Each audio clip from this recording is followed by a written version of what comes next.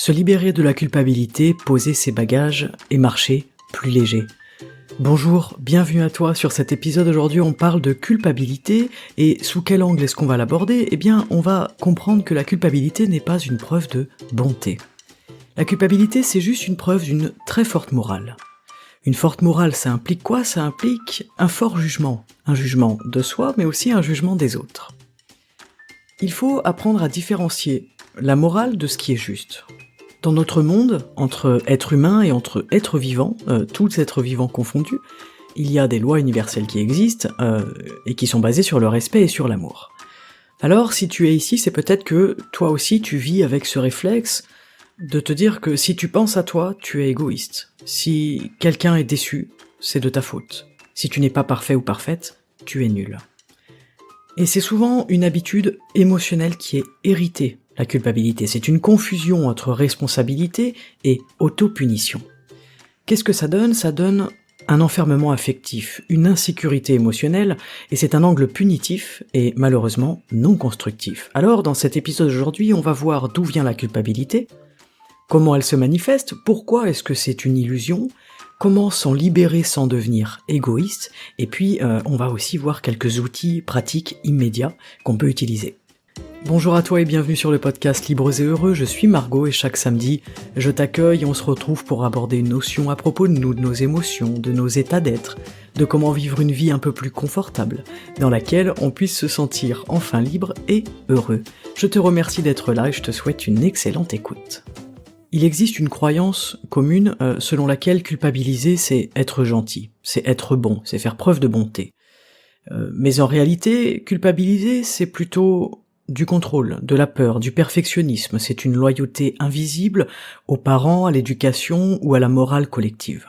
Et si aujourd'hui tu es sujet ou sujette à la culpabilité, je pense qu'il est intéressant de revoir cet angle-là, de regarder avec des yeux différents. La culpabilité, ce n'est pas de la bonté, ça ne fait pas de toi quelqu'un de gentil, le fait de culpabiliser. Mais on va y venir un petit peu après dans le déroulé de l'épisode. Il faut d'abord faire la différence entre la culpabilité et la responsabilité. Qu'est-ce que ça veut dire ? La culpabilité, c'est « je me punis ». On est vraiment dans un acte punitif. La responsabilité, c'est « je comprends, je prends conscience, j'agis et j'avance ». Et sortir de la culpabilité pour rentrer dans la responsabilité, c'est ça, c'est apprendre sans se flageller. Apprendre sans s'accuser. Comprendre, agir et avancer. Être dans la culpabilité et entretenir la culpabilité ne fait pas de moi quelqu'un de plus responsable, ni envers moi-même, ni envers les autres. L'angle intéressant pour grandir, pour évoluer, pour sortir de cette culpabilité, c'est d'accepter les choses telles qu'elles sont et décider d'agir et d'avancer avec ces choses-là. Alors les sources de culpabilité peuvent être nombreuses. Vouloir plaire, vouloir éviter le rejet, ça peut venir d'un héritage familial, où on a appris que pour faire plaisir il fallait être sage, il ne fallait pas faire de vagues. Ça peut aussi être un rôle sacrificiel, principalement féminin en général, de soit utile, soit disponible pour les autres, soit présente, soit là, soit aidante, soit compréhensive, soit à l'écoute. Et ça peut aussi venir tout simplement du fameux perfectionnisme moral. Il faut faire les choses bien, il faut être bon ou bonne. Je vous renvoie d'ailleurs à l'épisode numéro 108, si jamais vous ne l'avez pas écouté, qui peut faire écho à celui-ci, c'est peut-on être bon en voulant faire le bien, où on fait vraiment la différence entre le choix moral et le choix qui est juste. Mais je te laisserai découvrir ou redécouvrir cet épisode si ça t'intéresse. Tout ça pour sortir de cette espèce de perfectionnisme moral et de comprendre que plus je mets de l'importance dans le bien, plus j'en mets dans le mauvais, entre guillemets, et que le bon et le mal n'existent pas. Ce sont des choses qui vont sortir d'une morale. Il faut bien prendre en compte qu'une morale, dans une société, dans une famille, dans une culture, une morale, elle évolue, elle change. Ce qui était moral il y a 50 ou 100 ans n'est plus forcément moral aujourd'hui, ce qui était immoral il y a 50 ou 100 ans n'est plus forcément immoral aujourd'hui. Ça change et ça évolue, et ça nous donne aussi des indications sur le caractère à la fois évolutif, changeant, malléable, non permanent, de la morale en elle-même. Alors là, le podcast n'est pas un podcast sur la morale, bien que ce serait vraiment intéressant, pourquoi pas, pour un prochain sujet. Aujourd'hui, on parle de culpabilité, mais je vous parle de la morale justement parce que la culpabilité est intimement liée à la morale. C'est-à-dire que si aujourd'hui tu souffres de cette culpabilité omniprésente, presque écrasante, il faut que tu travailles sur ton rapport à la morale. Et c'est en ça que l'épisode 108 peut peut-être t'intéresser. Pour arrêter de te punir, arrêter de te flageller, selon ce que tu crois qui est bien et qui est mal, selon ce qu'on t'a inculqué comme valeur, selon ce qu'on t'a donné en héritage familial justement par rapport à cette culpabilité, au fait que tu dois être comme ci, tu dois être comme ça. Tu ne peux pas faire ci, tu ne peux pas faire ça, parce que ce n'est pas bien. Et en fait, on ne fait que créer de la frustration, on ne fait que créer de la colère. Donc tout l'enjeu derrière, c'est ça, c'est de sortir de ce qui est bien et de ce qui est mal et de se rapprocher de ce qui est juste. Et il y a une grosse différence entre ce qui est bien, mal et ce qui est juste. Ce qui est juste peut s'appuyer sur les fameuses lois universelles dont je vous parlais en début d'épisode, sur le respect, sur l'amour, le respect de tout être vivant, quel qu'il soit, l'amour qu'on se porte à soi, l'amour qu'on porte aux autres, sur ce qu'on veut implanter dans ce monde-là, ce qu'on veut partager dans le monde, ce qu'on veut faire germer autour de nous, à plus ou moins grande distance, mais ça n'a pas d'importance. Chaque graine que l'on plante, elle va semer d'autres graines. Alors à quoi nous sert la culpabilité ? On se doute bien que si on en fait preuve, c'est qu'il y a un mécanisme caché derrière. Parfois, la culpabilité va nous servir à garder une illusion de contrôle. Parfois, elle va nous servir à éviter un affrontement avec la réalité. Parfois, elle va nous servir à rester dans notre image et dans notre tête une bonne personne. Elle peut également nous éviter la colère, la déception des autres, parce qu'on va tout prendre pour soi, parce qu'on va être et cultiver notre culpabilité intérieure. Je vous cite ces petits mécanismes non pas parce qu'ils se réfèrent à la réalité, mais parce qu'ils se réfèrent à ce que l'on peut en percevoir, en comprendre et en croire. Et c'est ça qui compte finalement. On se rend bien compte que le plus important, ce qui fait le plus de dégâts entre guillemets, mais ce qui a le plus surtout d'incidence, c'est ce qu'on croit. Sur nous, sur la réalité, sur le monde, ce qu'on croit sur la morale, ce qu'on croit sur le bien et le mal, ce qu'on croit à propos de nous, est-ce que je suis une bonne personne ou non ? Il est intolérable de penser être une mauvaise personne, alors la culpabilité va nous servir comme un petit mécanisme caché à se dire qu'au fond on est une bonne personne parce qu'on culpabilise. Vous comprenez le schéma que ça peut emprunter derrière ces mécanismes-là ? Et il y a une forme d'illusion derrière chacun d'entre eux. On n'a pas plus de contrôle parce qu'on culpabilise. On n'a pas moins d'affrontement avec la réalité parce qu'on culpabilise dans notre coin. On n'est pas une meilleure personne non plus parce qu'on culpabilise. Et on n'a pas moins de colère ou de déception ou de désillusion parce qu'on culpabilise. La réalité, c'est que on n'est pas responsable des émotions des autres. Déjà, premièrement. La deuxième réalité, c'est qu'on peut apprendre dans notre vie, on peut évoluer sans forcément se battre contre nous-mêmes, sans se flageller, sans se punir. Une autre chose, c'est que prendre soin de toi ne va rien retirer à personne. Bien au contraire. Prendre soin de toi, t'occuper de toi, vivre pour toi, faire preuve de ce qu'on appelle aujourd'hui l'égoïsme, moi que j'appelle tout simplement s'occuper de ses oignons. Non, je plaisante, mais s'occuper de soi, prendre du temps pour soi, aller voir un peu à l'intérieur ce qui se passe, ça n'enlève rien à personne. Je pense qu'au contraire, ça sème des graines, partout autour. Il faut aussi bien intégrer dans notre tête que on a le droit d'être humain, et que ça signifie être imparfait, que la recherche de la perfection, elle est vaine, et elle est inutile. Il y a une chose qui m'a aidé, moi qui culpabilisais beaucoup, j'ai vraiment eu tout un passé dans ma vie où j'ai culpabilisé énormément. C'est encore quelque chose qui est présent, mais alors franchement à 20% de ce que c'était, donc c'est super. Et il y a quelque chose qui m'a vraiment aidé, c'est d'intégrer l'idée que culpabiliser, ça ne répare rien. Culpabiliser, ça ne sert à rien ni à personne. Ça ne me sert pas à moi, et ça sert pas à l'autre. Par contre, ce qui aide et ce qui répare, c'est d'agir. Admettons, t'as fait une boulette, t'as fait une erreur, t'as fait quelque chose dont tu ne te sens pas fier et tu culpabilises. Tu peux passer 15 ans, 20 ans, 25 ans, 30 ans, 50 ans à culpabiliser, à te juger, à te flageller, parce que, oh là là, t'es vraiment une mauvaise personne pour avoir fait ça. Ou tu peux poser un acte réparateur. Tu peux agir. Comment faire ? Premièrement, déjà prendre conscience de ce mécanisme. Deuxièmement, accepter que de toute façon, on fait comme on peut, du mieux qu'on peut avec ce qu'on a et avec qui on est à l'instant T. Chaque choix qu'on fait dans notre vie, c'est parce que ça nous semble le meilleur choix sur l'instant. Et ça, il faut bien l'intégrer. Il faut bien comprendre que quand on culpabilise, on va juger une personne qui n'est plus. C'est-à-dire, j'en sais rien, si, admettons, j'ai fait une bêtise quand j'avais 25 ans, j'en sais rien, puis aujourd'hui j'en ai 40, et je suis en train de culpabiliser, de me flageller parce que j'aurais pas dû faire ça, que c'était pas bien, que c'était pas moral, etc.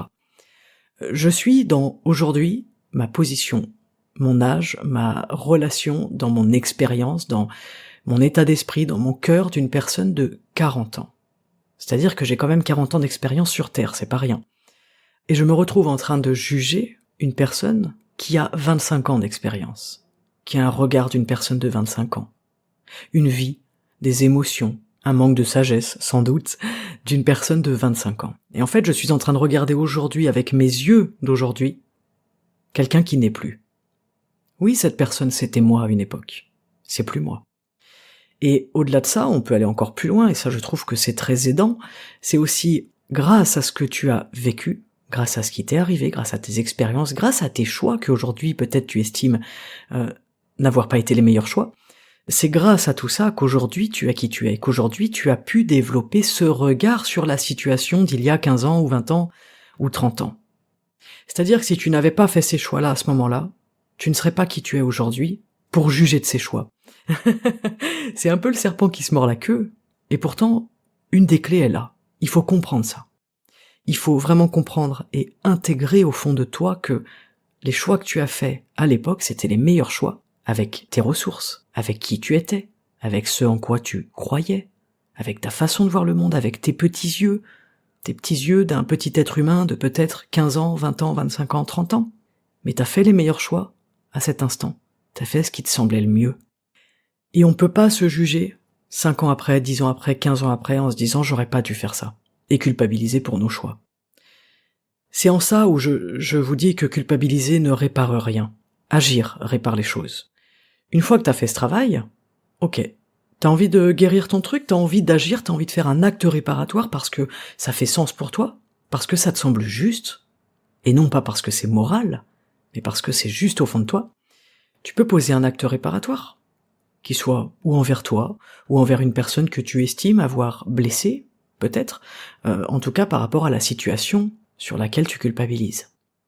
L'acte réparatoire, il n'a pas besoin d'être connu extérieurement, puisqu'il s'adresse à toi, il parle de toi et il parle à toi. Cet acte réparatoire, il est pour toi. Si ça se trouve, tu vas juste avoir envie de prier pour quelqu'un. Tu vas juste avoir envie, j'en sais rien, de te confesser au ciel le soir dans ton lit, pour lâcher la culpabilité, prendre ta responsabilité, comprendre, agir et avancer. Et ensuite tu tournes la page.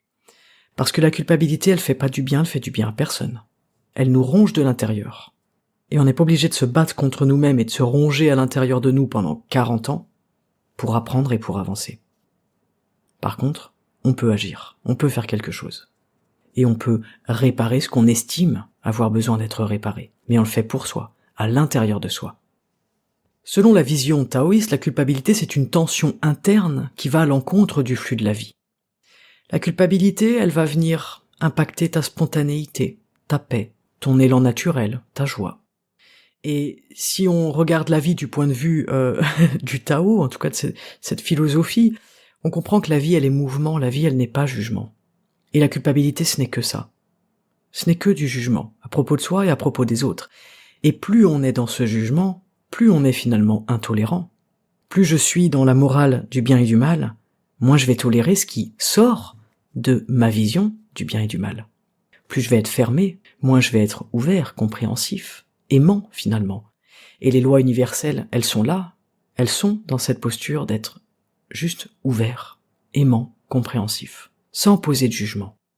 Donc il faut bien comprendre que la culpabilité, c'est une émotion qui est liée à une règle intérieure. C'est ta morale intérieure qui est la base de ta culpabilité. C'est tes fortes règles intérieures. C'est ça qui fait que tu vas ressentir de la culpabilité parce qu'il y a une dissonance entre ce que tu crois avec tes règles et ta morale et ce que tu as bien pu faire un jour. Parce que oui, tu n'es pas parfait ou parfaite et parce qu'on ne l'est pas et qu'on fait des erreurs. Et c'est comme ça qu'on acquiert l'expérience. C'est en faisant des erreurs qu'on va grandir intérieurement, qu'on va prendre conscience des choses. C'est en blessant l'autre que je prends conscience de la notion de respect, de la notion d'amour. C'est parce que un jour, en étant petit, j'ai fait du mal à quelqu'un que j'ai pris conscience de la relation à l'autre. Personne ne naît parfait et c'est pas le but. La culpabilité, c'est souvent une croyance héritée qui vient de nos parents, de notre éducation, qui peut venir de la religion. Si ma mère ou mon père pensait que telle chose et telle chose était immorale, si moi je me retrouve à emprunter ce chemin ou à faire ces choses-là à 40 ans, ça peut éveiller une culpabilité à l'intérieur de moi. Parce que c'est lié à cette espèce de règle intérieure qui a été mise et transmise il y a quelque temps, et qui va régir ma vie finalement. Donc c'est souvent hérité de notre éducation, ça peut être hérité aussi de la religion qui a souvent une forte morale, de la société, de nos parents, de nos grands-parents, etc. Tout ce qui a constitué et contribué à notre éducation de base. Mais la culpabilité, c'est pas la voie du cœur, c'est la voie du conditionnement.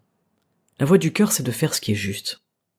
Et on va pas se mentir, dans notre vie, on fera pas toujours ce qui est juste. Parce que on est un peu loufoque, on fait un peu des bêtises dans notre vie. Mais c'est normal.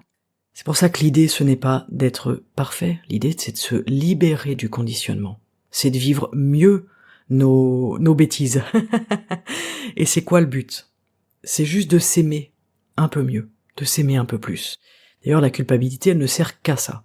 Elle ne sert qu'à t'aimer un peu plus. Pourquoi? Parce que tu vas juste te voir comme tu es.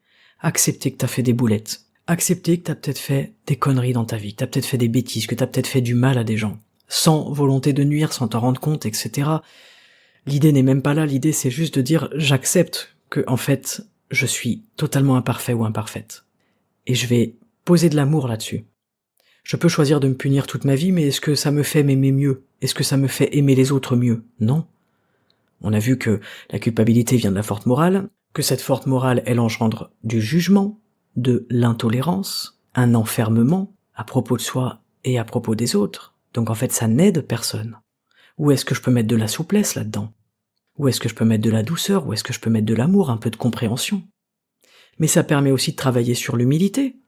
La culpabilité, c'est génial pour ça, de se dire, bah ouais, en fait, j'en ai fait des bêtises dans ma vie. Et c'est chouette parce que, en fait, j'en ai appris quelque chose, j'en ai tiré des leçons. Je sais aujourd'hui ce que je veux plus faire. Je sais aujourd'hui ce qui me semble un peu plus juste. Peut-être qu'à 20 ans, je le savais pas, ce qui me semblait juste. Peut-être que même à 35 ans, je le savais pas et que je l'ai appris à 50 ans. C'est pas grave. L'idée, c'est d'avancer.